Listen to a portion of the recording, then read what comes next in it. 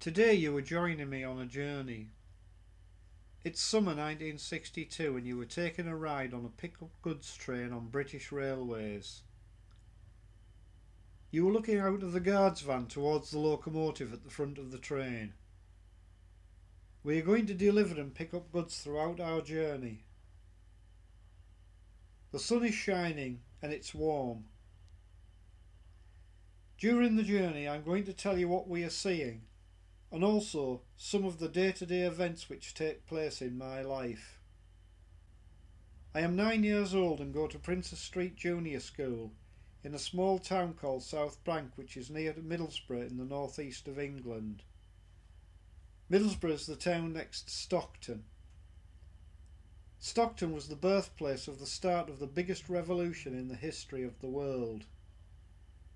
That revolution was the building of the first of the railways, as we know them today. The railway was built to move coal from the coal mine or pits to the River Tees.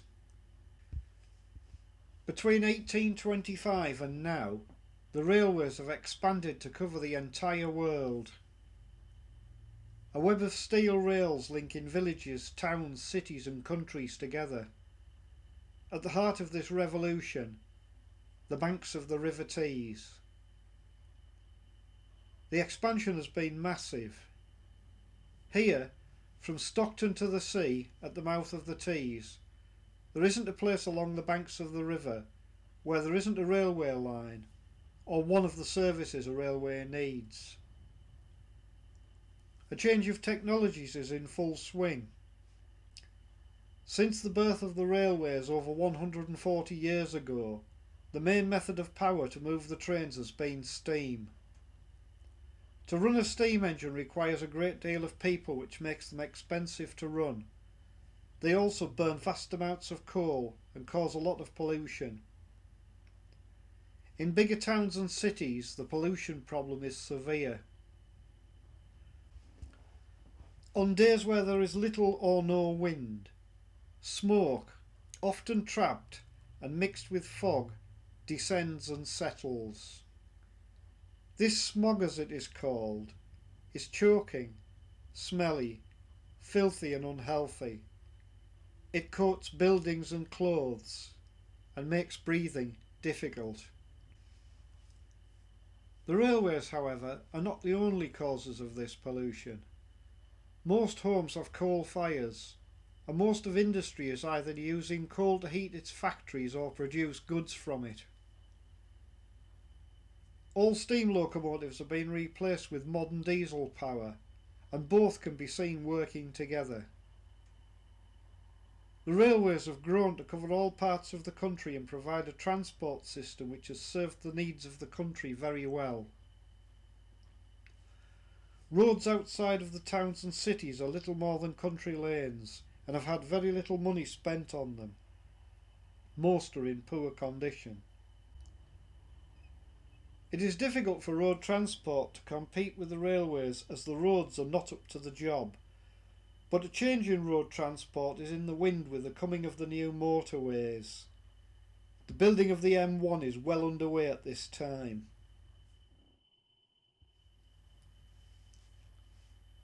The pickup goods trains are the start of and the last part of the journey to a customer's door. Pickup goods trains have timetables which are similar to passenger train timetables. They can be daily, every other day or weekly, depending on how many times the customers require goods to be picked up or dropped off. Railway tracks are laid in pairs. They are called the up and down lines. Trains keep left, the same as traffic on the road does. Single track lines also follow the rules of the road with passing places, usually at the stations. These passing places are called loops. In the Teesside area, the rail traffic is so heavy there is a pair of tracks for the passenger train and another pair for the goods, making 4 tracks wide. On the 4 track sections, the passenger and goods trains usually travel along their own sets of tracks, but they can be switched between them if needed.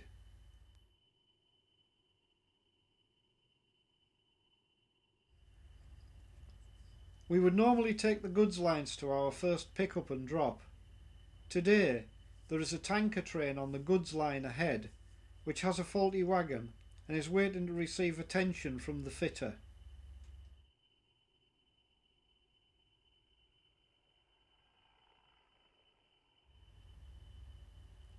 We usually take the left-hand track of the 4 at the junction ahead at the top of the hill.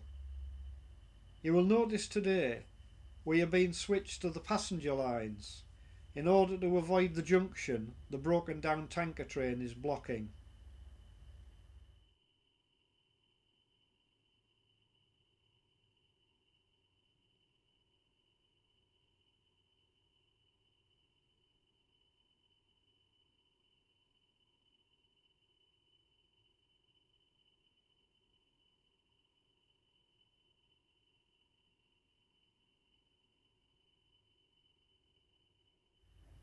The railways are a general carrier and are obliged by law to take any load they are asked to transport. There are many different types of wagons designed to take different types of loads. The simplest wagon is an open truck, which can carry anything that doesn't need any protection from the weather. Closed vans protect loads from the weather and prevent theft. Many different types of closed vans are used. Some are sealed, others ventilated. Wagons and vans are delivered empty to the customer and picked up later when they have been packed or loaded. Some larger companies such as ICI and Fifes have their own wagons and vans.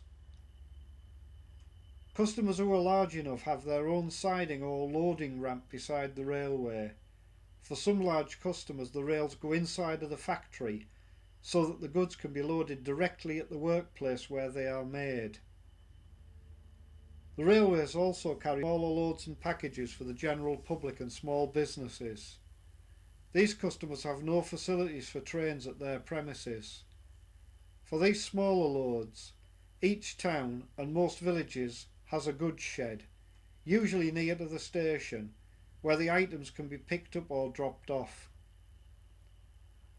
On the smaller stations, there is a parcel office in the station building.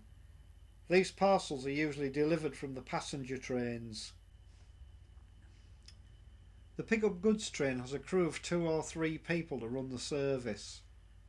A steam locomotive service needs 3 people, a driver, a fireman for the locomotive, and the guard.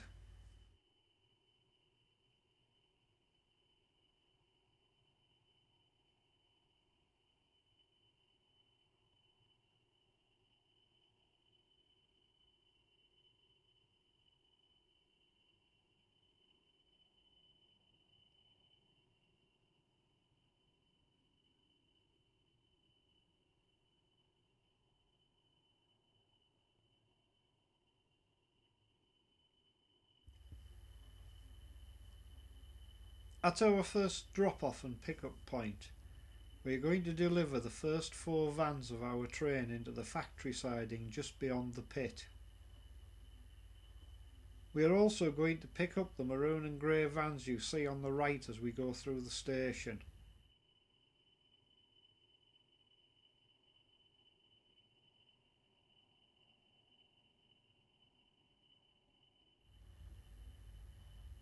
The train must first make its way over the junction and onto the track called the head shunt.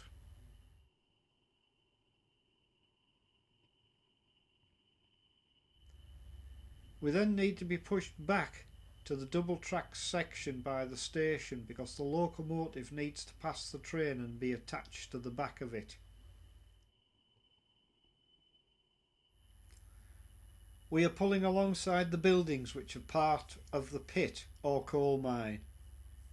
The tallest of the buildings is the winding tower. It has large wheels at the top and is built over the mine shaft. The shaft goes down many hundreds of feet into the mine below ground. Next to the winding tower is the winding house, which has the winch and cable to raise and lower the loading cage into the mine shaft. The miners are lowered down the shaft to go to work, and the coal is brought back up the shaft once they have cut it. The coal is then washed and taken to the loading area.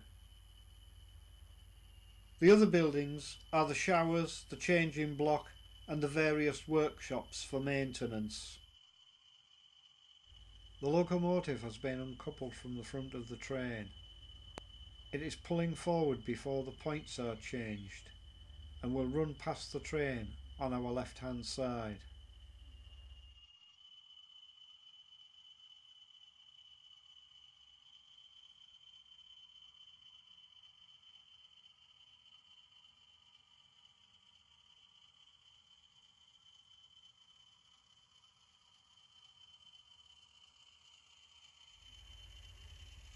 After passing the train, the locomotive is reattached to the back of the guards van we are travelling in. The factory we are delivering the 4 vans into is a siding. A siding is a track with a dead end and the vans must be pushed into it.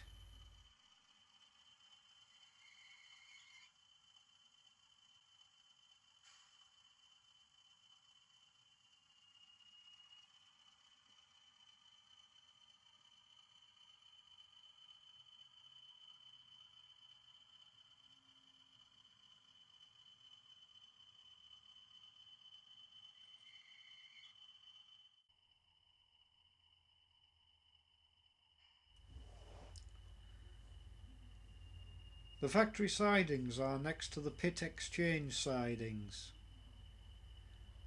The pit exchange sidings are the place where British Railways and the company who owns the pit store wagons. British Railways drop off empty wagons and then the coal company takes the wagons into the loading area within the pit and fills them with coal. Once filled, the coal company then places the wagons back in the exchange sidings to be picked up later by British Railways and taken to the customer. The lack of wagons in the exchange sidings today is because the pit is currently closed for production because of a fault in the coal seam. The coal cutting equipment in the pit is being moved, and until this operation is complete, coal production has been stopped.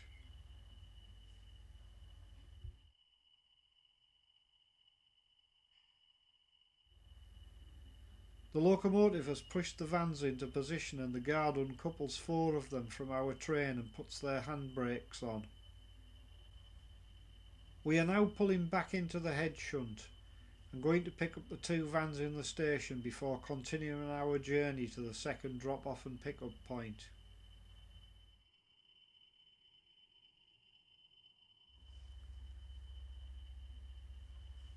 The exchange sidings are usually owned by British Railways and are kept in much better condition when compared to the tracks within the pit. The pit will have at least 1 locomotive to take the wagons from the exchange sidings to the pit loading area. British Railways have trains which only take coal to customers called merry-go-rounds. They continually pick up trains of coal for delivery to steelworks, power stations, loading onto ships and so on, and returning the empty wagons back to the exchange sidings for refilling.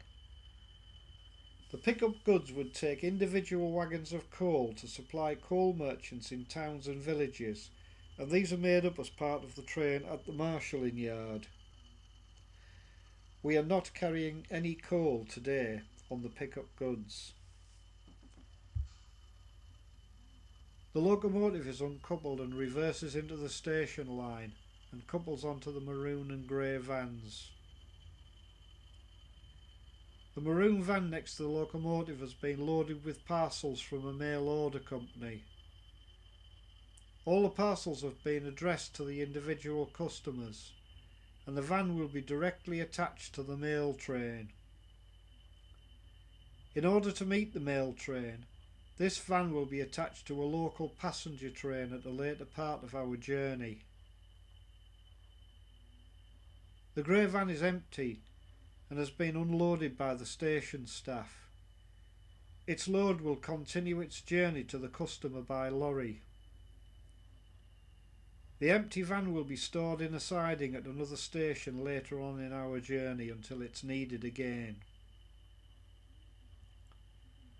The locomotive and the two vans are now attached to the front of our train, and the whole train is pushed back to give us access to the junction which will take us to our next stop.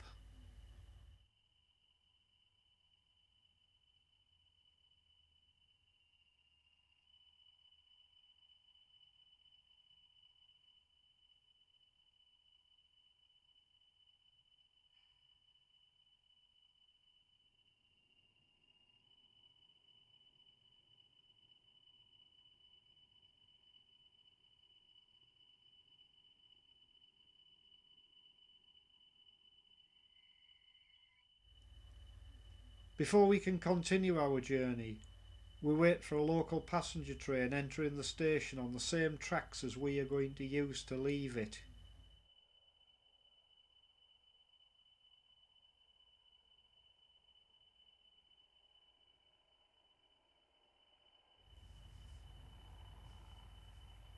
Most families heat their homes with coal fires, some with back boilers to heat the water, and no central heating. Most don't have a fridge, freezer, vacuum cleaner, fitted carpets, electric kettle, telephone, television, or a car. Mainly, fathers go out to work and mothers look after the home and children. This is because both of the jobs are manual in nature.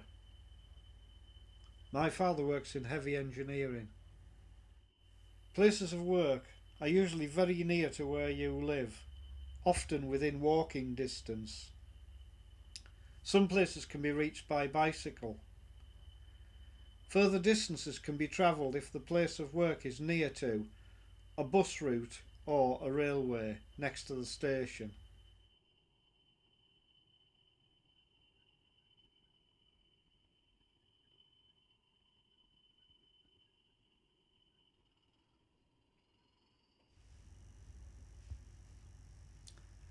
On the right you can see a street of houses similar to the street I live in. There is a public house at the nearest end and a pork butcher's at the other. There are 10 houses in between. The postman is delivering today's mail and a stray dog is following him.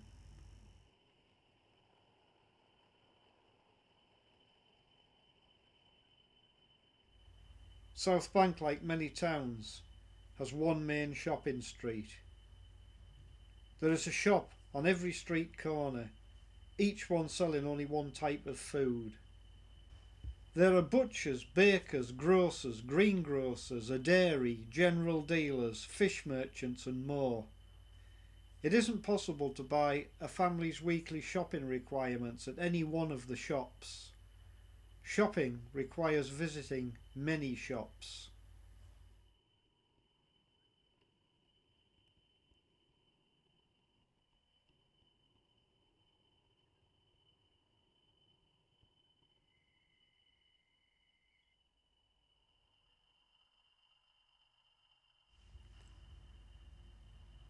The locomotive and the first 4 vans are uncoupled from the train.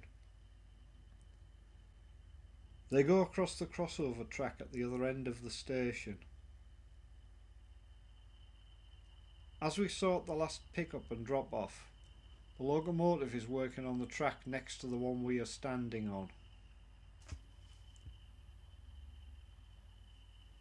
My school is Princess Street Junior School and was built in 1850. We each get a 1/3 pint bottle of milk at our morning playtime. Everyone in our class takes turns as a milk monitor. The milk crate holds 36 bottles, so 8 more are put on top because there are 44 children in our class. At this, our second stop, we are visiting a fruit merchant's. The merchants have a siding with a loading bay, which is to the right of the guard's van we are riding in. We will pick up 2 empty vans which were delivered by the last pick-up goods train. The vans have been unpacked. Both of these vans are brown and have white roofs. We are also going to deliver 2 full fruit vans in their place. The 2 full vans are both brown and have grey roofs.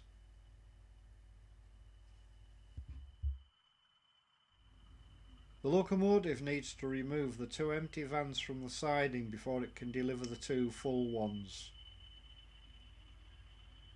The locomotive reverses into the siding and the guard couples the 2 empty vans to the 4 already on the train, and the locomotive pulls all 6 vans from the siding.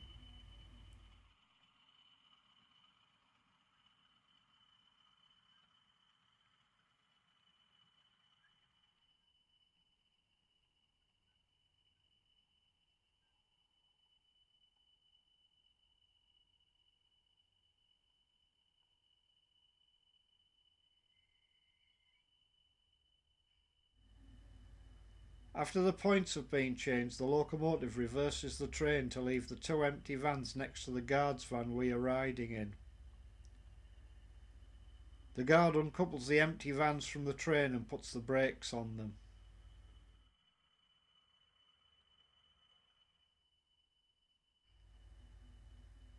The locomotive now must pull forward and the points once again are changed.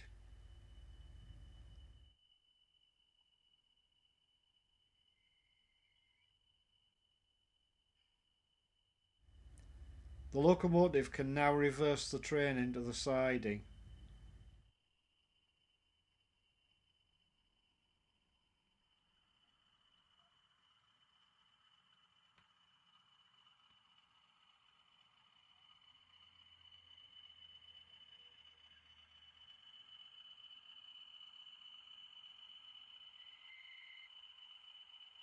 The 2 full vans are uncoupled and the locomotive pulls forward once more.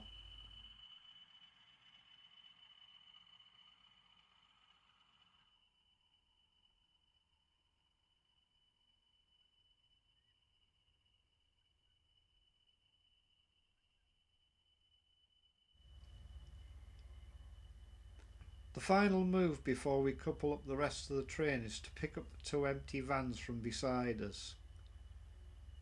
The points are once more changed and the locomotive reverses onto the 2 empty vans with the white roofs. The guard couples them to the rest of the train and takes off the brakes.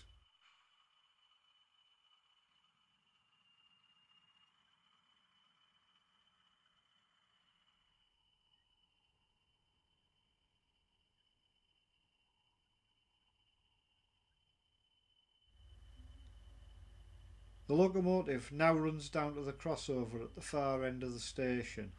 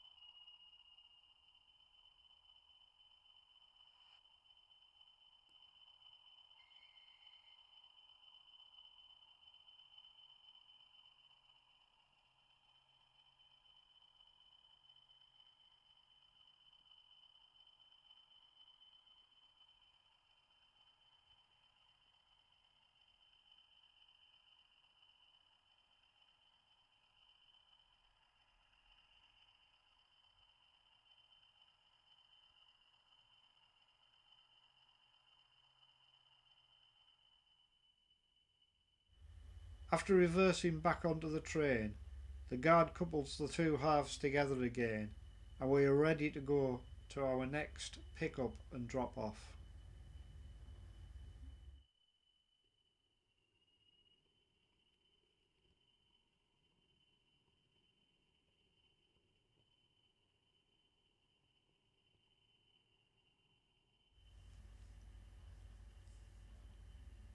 Setting off to the next station, we pass the secondary yard where the trains can be broken down further where necessary.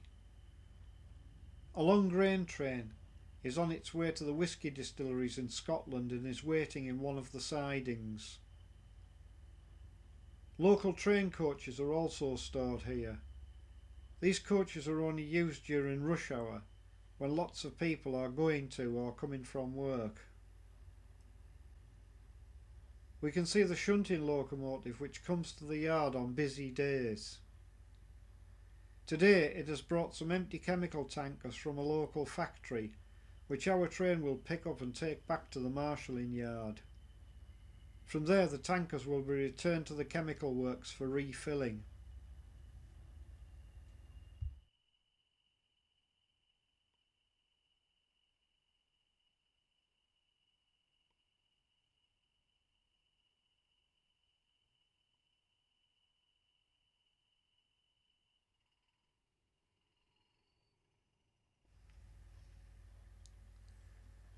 We are now entering the station at our third pick-up and drop-off point.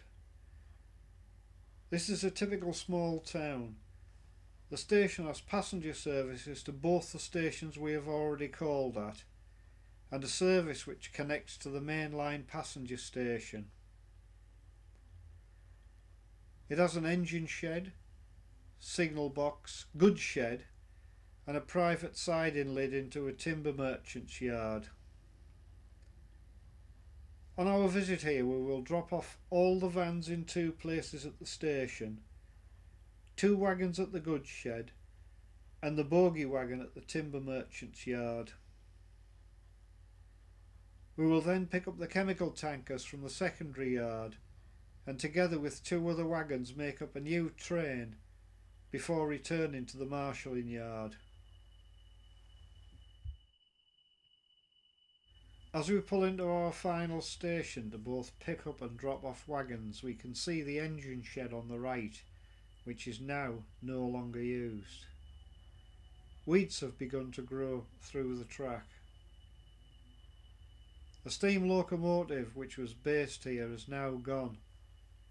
The diesel multiple unit, or DMU, which runs the passenger service, does not need a locomotive. It has a diesel engine under the floor of one of the coaches.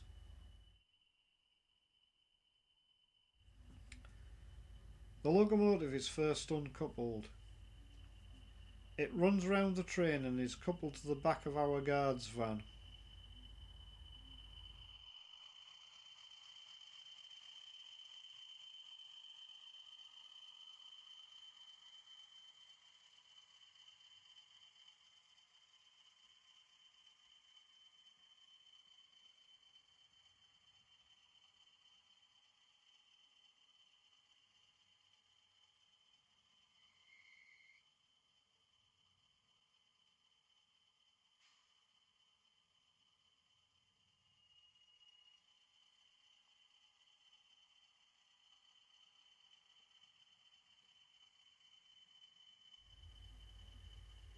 The first movement is to place the maroon van at the end of the station. As I mentioned before, this van is to be attached directly to the mail train and needs to be taken to the main line passenger station to meet up with it.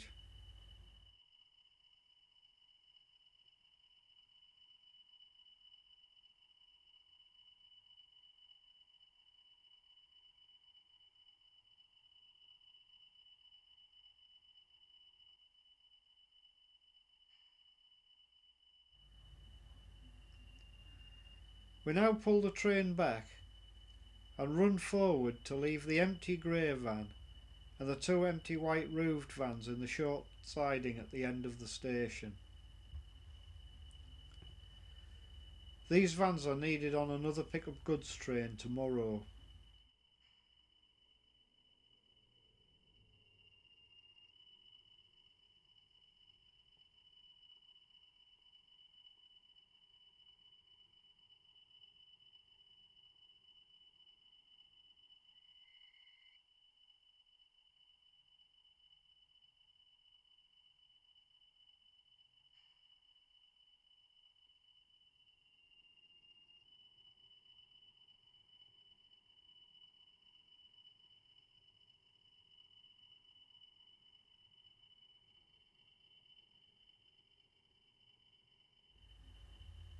As we move forward and past the local public house and police station, a bus has stopped at the bus stop. Buses were the main rivals for the railways for passengers and all have bus stops outside of all stations. In the Teesside area, the main bus company is United. This bus company covers a wide area in Durham and North Yorkshire and all the towns in the Teesside area. Both Middlesbrough and Stockton councils have their own buses, which mainly stay within their own council areas. South Bank has the electric trolley buses, or trackless as most people call them. The buses have electric motors and overhead wires in the street to power them. They are owned by the Teesside Railless Traction Company. They run from North Ormsby to Normanby and Grangetown. These buses are pollution free. The final two deliveries are to the goods shed and the timber merchants. First, 2 empty open wagons are delivered to the goods shed.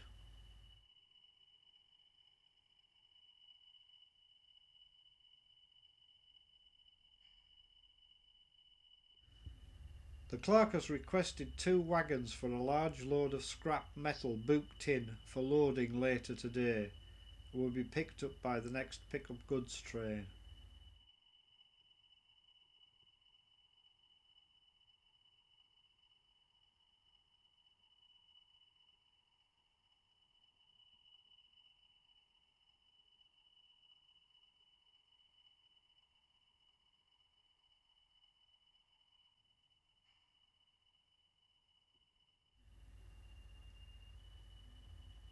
The packing cases on the Bogey Well wagon contain a new circular saw for the timber merchants.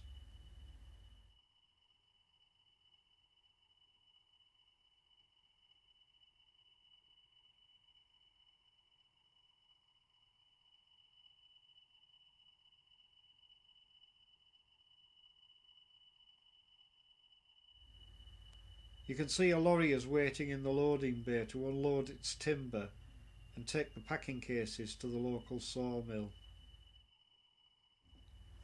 Our household has a routine which repeats itself every week. My father has a well-paid job, and although we have 5 children in the house including me, we are lucky in this respect. During the week, father comes home from work and us kids come home from school for lunch, which we call dinner. This is the biggest meal of the day. Monday's dinner is made up from unused vegetables, which are prepared with the Sunday dinner and are turned into a kind of bubble and squeak with cold cuts of meat, also from the day before. Mother spends the entire day washing the family's clothes. This is a huge task. The clothes are first boiled in the dolly tub, which is a big steel drum with an open ring gas fire underneath, in the backyard. This seems to take hours to me before the whole thing is hot enough. Once hot, the clothes are pummelled with a copper hood on the end of a wooden handle called the posser. Next, the clothes are rubbed up and down on a rubbing board, which is a frame with glass rails, and this is to take out the marks and stains from the clothes. Once the clothes have been possed and rubbed, they are lifted from the tub in the yard into a sink of cold water in the kitchen to be rinsed out. A large pair of wooden tongs is needed to do this because the clothes are still very hot. After being turned and rinsed with cold water in the sink several times, and the kitchen is covered with water splashes everywhere, they are given a quick hand wring to get out most of the water, and then the clothes are carried back out into the yard and put through the wringer. The wringer has 2 rollers with a handle and is mounted onto a metal frame. The clothes are fed in between the rollers and the handle is turned to squeeze out the water. Some heavier items need to go through the rollers more than once to get all the water out. Finally, the clothes are hung out onto the clothesline.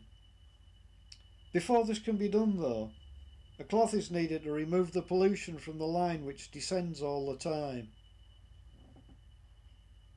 Soot, an iron oxide, which is an orange dust, is present in the air if you live close to the steelworks which are all around South Bank. Of course, this pollution can appear at any time whilst the clothes are drying, which means that if this happens, the clothes have to be taken back off the line and they have to be washed again. The clothes are hung out to dry on a clothesline which is stretched across the back alley. The back alley is a road to access the back of the house through a gate in the yard. Playing football in the back alley is definitely banned while there is washing on the line. The whole boiling, tossing, rinsing, wringing and hanging out to dry is repeated several times in batches during the day until all the washing is done. At the end of the day, it is brought back into the house. As well as this main wash, washing small items takes place every day of the week except Sundays. This is known as rubbing out and is carried out in the kitchen sink. The water is boiled for this on the gas cooker. After picking up the tankers from the secondary yard, they are pushed into the station in order to make up the train for the return journey back to the marshalling yard. We pause while a local passenger DMU arrives in the station to pick up its passengers. It will also take our maroon van and drop it off at the mainline station for attachment to the mail train.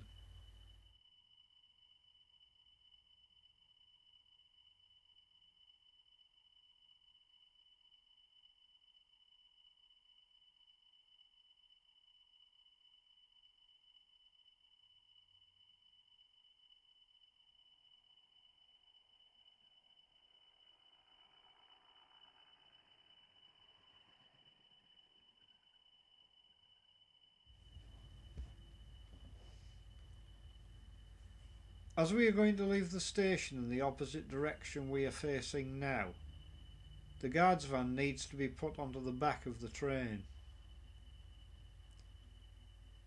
The guard's van is uncoupled and will be moved to the end of the station platform. The rest of the train will be made up from there. Guards vans have verandas at each end. These verandas are in the open air and give the guard a place to stand to view the train from one end and the track behind from the other.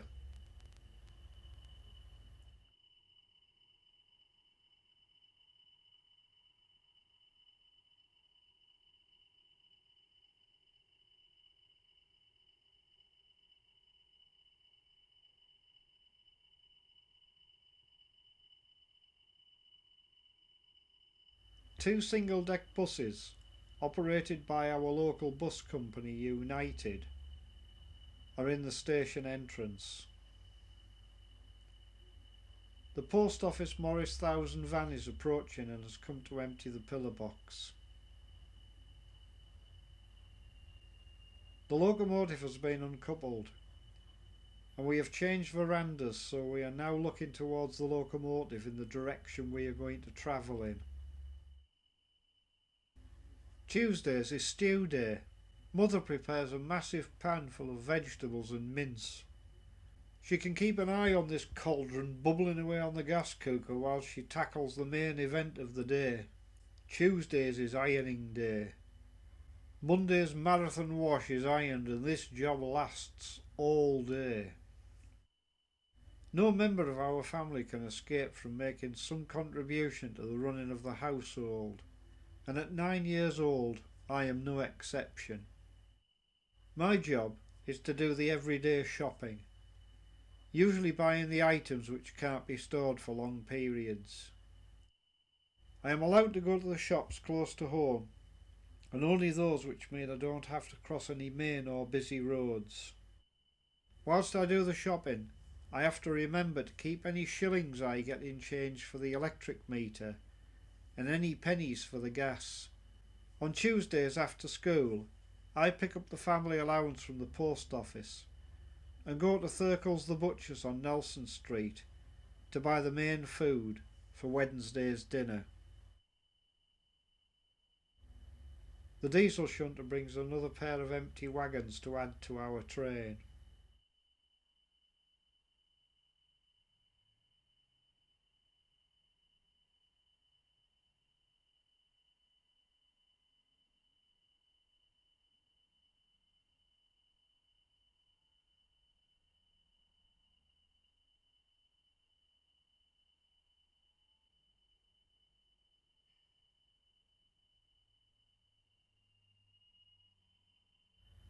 When hazardous goods are being transported in a train, an empty wagon is placed between the wagons carrying the load and the locomotive.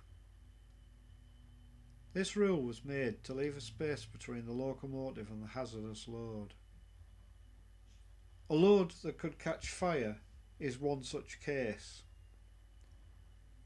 Steam locomotives sometimes produce sparks which would be dangerous if they were to land on the tank wagons on our train today. The rule applies whether the locomotive is steam or diesel. The sparks from steam engines often set the grass on the sides of the track on fire in periods of dry weather.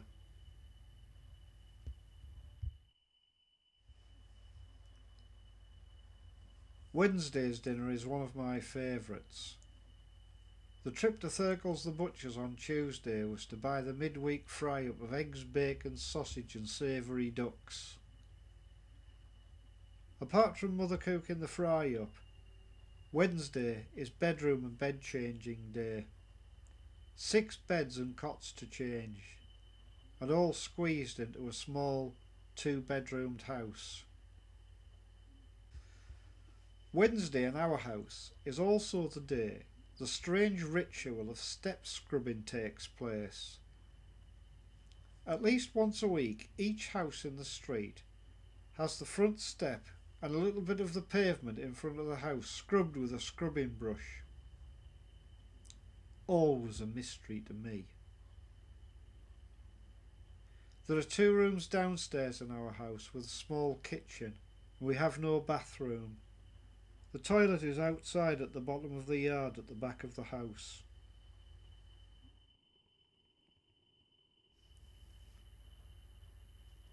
We're heading back to the marshalling yard, which you can see on the right below. The marshalling yard has many sidings. Sidings are tracks with a dead end and are used for the storage of all types of vehicles used on the railway. There are many marshalling yards around the country. In areas of heavy traffic activity, such as in the Teesside area, there are also secondary yards.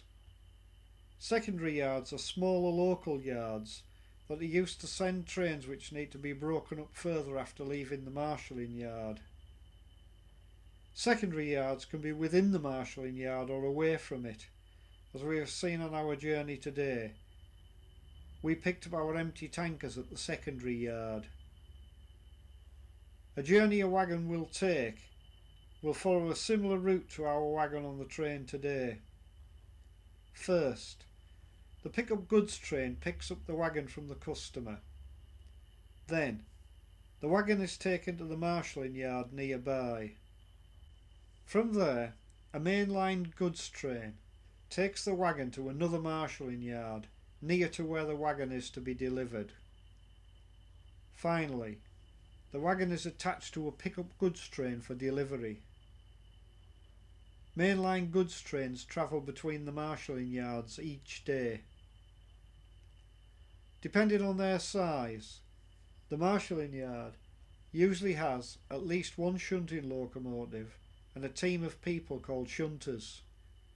The shunters work between the wagons, hooking and unhooking the coupling chains which connect the wagons together in order to rearrange them into new trains. Shunters are required to work at this job before they can be trained as a guard.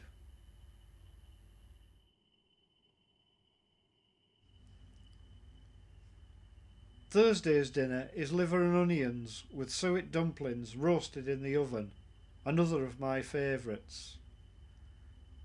Mother is occupied for most of Thursday baking. Dozens of cupcakes, jam tarts, maids of honour, chocolate cakes, and pies both meat and fruit are made to make sure there are plenty of good things to eat at tea times during the coming week. Tea in our house was eaten late afternoon when Father came home from work.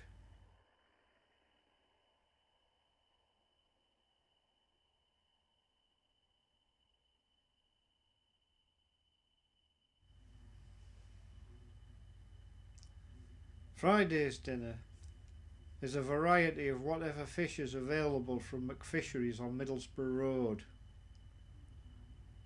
The main shopping trip on Fridays is to buy all the non-perishable goods. These items are usually the things which are not fresh, like breakfast cereals, washing powder, soap and flour. These items can be stored for the whole of next week without any special requirements. Mother has to make more than one trip as she can't carry everything and push the pram at the same time. School holidays mean all brothers and sisters who can carry any item, no matter how small, are called in to help. Friday is payday, and Father always brings home a bag full of sweets, only to be eaten after you've eaten all of your teas.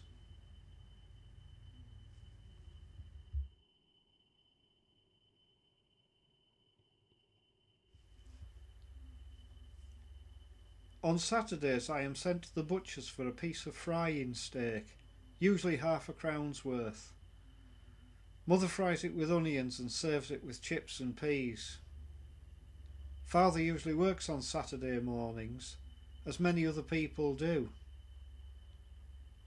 The main event on Saturday is to visit the market, where we buy just enough fruit and vegetables which we can store without going bad. Again, all hands on deck to carry the things back from the market to home. Saturday is also pocket money day.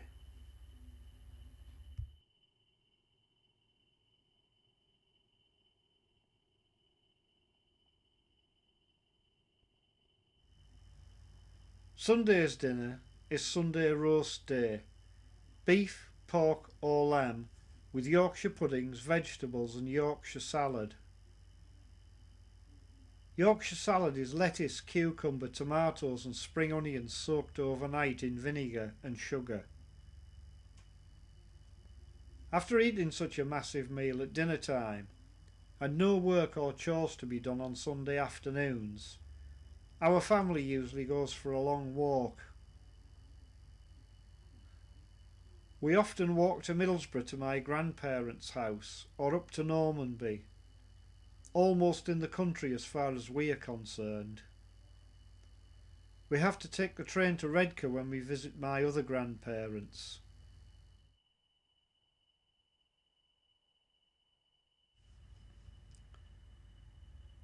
We joined our train at the marshalling yard when we started our journey today. On steam-hauled trains, the driver and fireman start work earlier than the guard. They start work earlier in order to light the fire in the locomotive and to get steam raised. If the train is diesel-hauled, as our train is, then the driver simply starts the locomotive in exactly the same way as a lorry is started. The train is made up during the night by the shunting locomotive driver and the shunters, and is ready to haul away once the crew turn up for work. Before the journey can begin, the guard walks along both sides of the train to make sure the wagons are all coupled together correctly. Vacuum pipes for the brakes are connected where necessary. All handbrake handles are in the up or off position and have their locking pins inserted. And all the doors are shut and have locking pins inserted too. The guard also takes a general look around to make sure all loads are secured and safe. On our day, The weather is fine and sunny, but this job had to be done in all weathers and at all times of the day and night.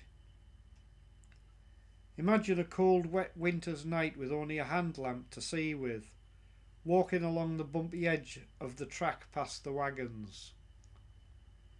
Each wagon is usually over 6 yards long, up to 50 in a train. A long cold walk. The guard's van has a pot-belly stove in which the guard can light a fire to keep warm. During the journey, the guard will continually watch the train to make sure of its safe passage.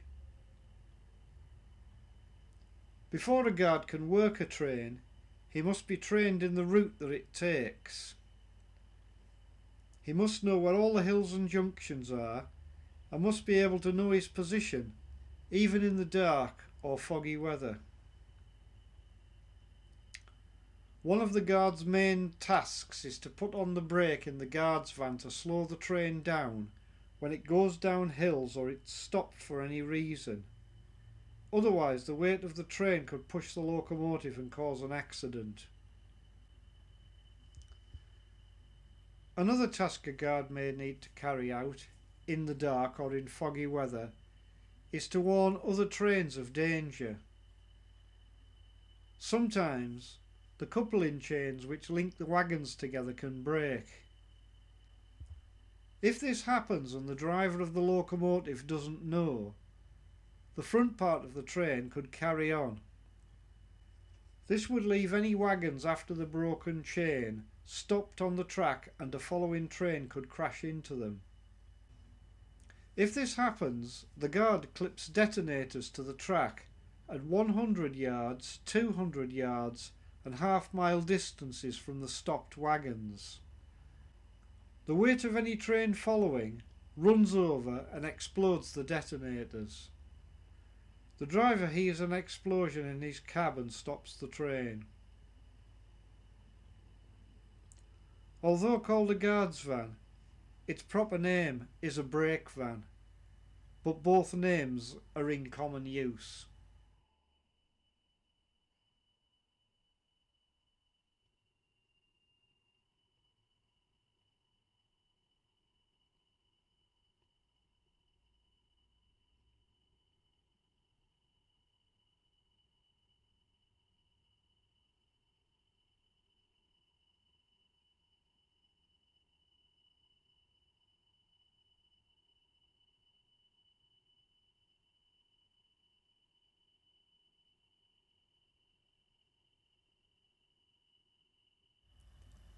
We have now arrived back at the marshalling yard and our train is reversed into one of the sidings.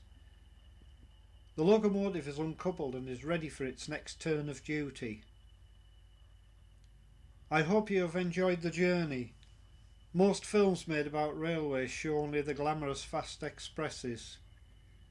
What we have seen today is a vital service which brings us all our food, clothes, furniture and toys of course, quietly going about its daily business.